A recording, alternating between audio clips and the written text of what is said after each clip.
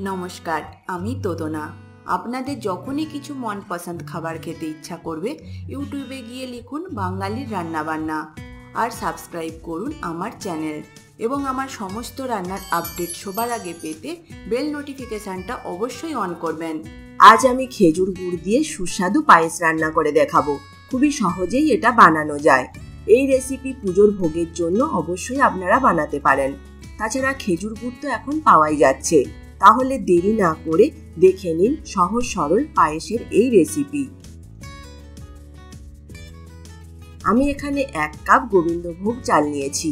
এই গোবিন্দভোগ চালটা আমি ভালোভাবে ধুয়ে ভিজিয়ে রাখবো 30 মিনিটের জন্য। চাল ভেজানোর কারণ পায়েস বানানোর সময় চাল যাতে ভালোভাবে সেদ্ধ হয়।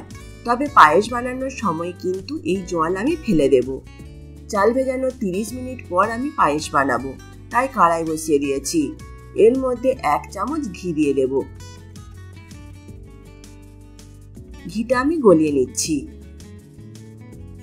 এর মধ্যে কিছু কাজু আর কিশমিশ দিয়ে দেব। কাজু হালকা ভাজা হলে খেতে কিন্তু ভালো লাগে। এবার এগুলো তুলে নিচ্ছি। এই ঘিয়ের মধ্যেই দিয়ে দেব জল ঝরানো ভেজানো গোবিন্দভোগ চাল। চাল কিন্তু ভাজবো না, শুধু চাল ঘিয়ের সাথে মিশিয়ে নেব। এবার এর মধ্যে দেব 1 লিটার দুধ। আমি এখানে সামান্য নুন দিচ্ছি, এতে টেস্ট অনেকটাই বাড়ে। তবে আপনারা যদি পুজোর ভোগের জন্য এই পায়েস বানান, তাহলে নুন কিন্তু একটুও দেওয়া যাবে না। আসলে পুজোর ভোগের রেসিপিতে নুন না দিয়েই কিন্তু বানাতে হয়। এবার দেব ভেজে রাখা কাজু আর কিশমিশ। এখন কিন্তু কোনোভাবেই গুড় দিয়ে দেবেন না, কারণ মিষ্টি দিলে চাল কিন্তু সেদ্ধ হয় না।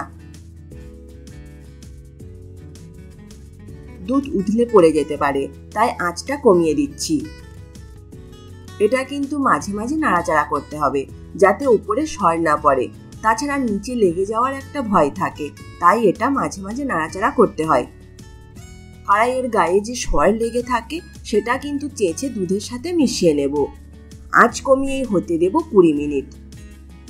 20 মিনিট পর ফিরে আসলাম। এখানে কিন্তু সময়টা দরকারি নয়, দেখে নিতে হবে চাল খুব ভালোভাবে সেদ্ধ হয়েছে কিনা। চাল খুব ভালোভাবে সেদ্ধ হয়ে গেছে। এবার এর মধ্যে দেব 1 কাপ খেজুর গুড়। আমি কিন্তু বাজার থেকে তরল গুড় কিনেছি। আপনারা যদি পাটালি গুড় দিয়ে বানান, তাহলে কিন্তু গুড়টা প্রথমে ভেঙে গুঁড়ো করে তারপর এতে দিয়ে দেবেন। নিচে যাতে লেগে না যায়, তাই মাঝে মাঝে নাড়াচাড়া করে নেব। গুড় দেওয়ার পর পায়েস আরও হতে দেব 10 মিনিট। 10 মিনিট পর ফিরে আসলাম। আমি একটু গাঢ় করে পায়েসটা নামাচ্ছি। আপনারা চাইলে একটু পাতলাও রাখতে পারেন। তৈরি হয়ে গেল খেজুর গুড় দিয়ে পায়েস। এই রেসিপি যদি আপনাদের ভালো লাগে, অবশ্যই লাইক বা কমেন্টের মাধ্যমে জানাবেন, পারলে শেয়ার করবেন।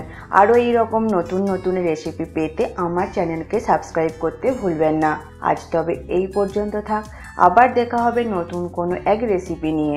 ভালো থাকবেন, সুস্থ থাকবেন। ধন্যবাদ।